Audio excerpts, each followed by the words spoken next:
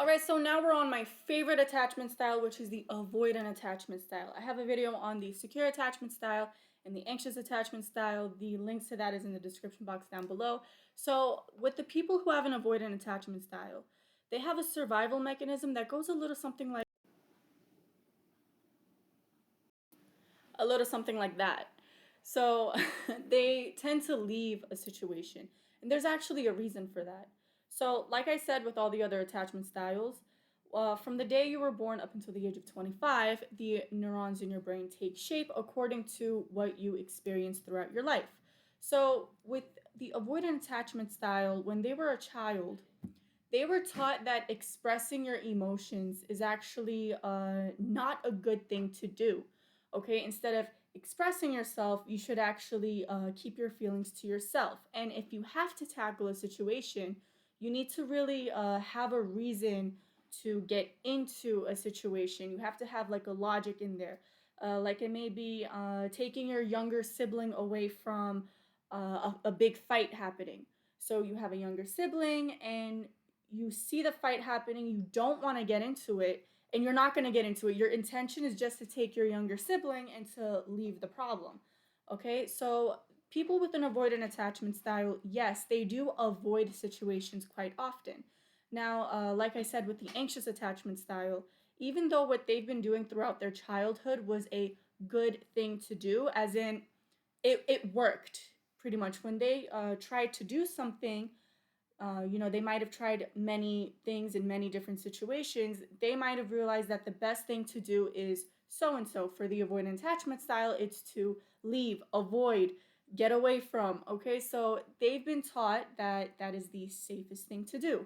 Now, as a grown adult, maybe they might realize that when you leave, sometimes the problem gets bigger. So let's say you're arguing with someone and you choose to just block them and to never look at them ever again. And so you move on and you do whatever it is that you normally do. What's going to happen is that that problem might actually escalate and it might show up later on in a very in a more tragic, I wouldn't say tragic, but in a more problematic way. So before it was just an argument, maybe a year ago, it was just, you arguing with a friend, and a year later, now you have a problem with a whole bunch of other people. So, well, the avoidant attached person wouldn't care. They're gonna abandon those people too. Now, this is the part where I talk about how this attachment style would be when interacting with other attachment styles. So, with someone with a secure attachment style, they can actually be friends with them or even work with them. Now, would they ever feel upset with a securely attached person and walk away from them? Yes, it can happen. However, someone with a secure attachment style is going to let the person with the avoidant attachment style be.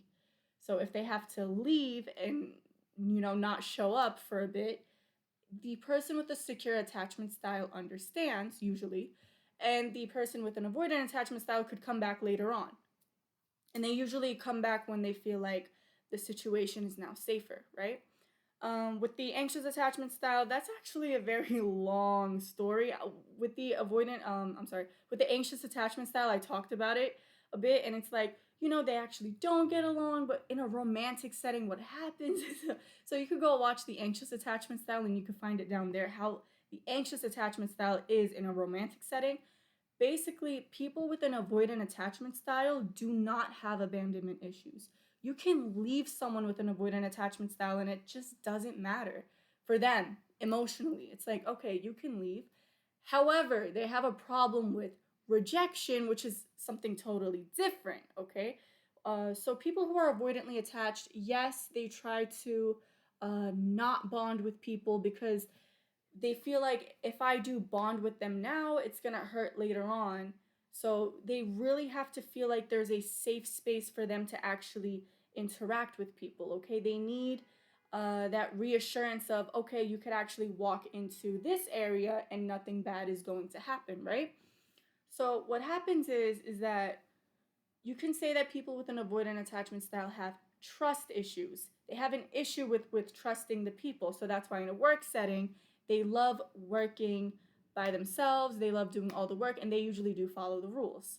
And when it comes to teaming up with people, they usually do not perform their best in a group setting. They perform their best when they're isolated and independent. So the avoidant attachment style, they love being at the top, being number one. They don't care about everybody else. They have to be up at the number one position, and everybody else could be like number two, three, four, whatever. They have to be the first one. So if they are in a relationship with someone, they feel the need to be the only one. If it's not me being the only one, then I'm not going to be there. Okay? Because if you have everybody else in your life, then I'm out.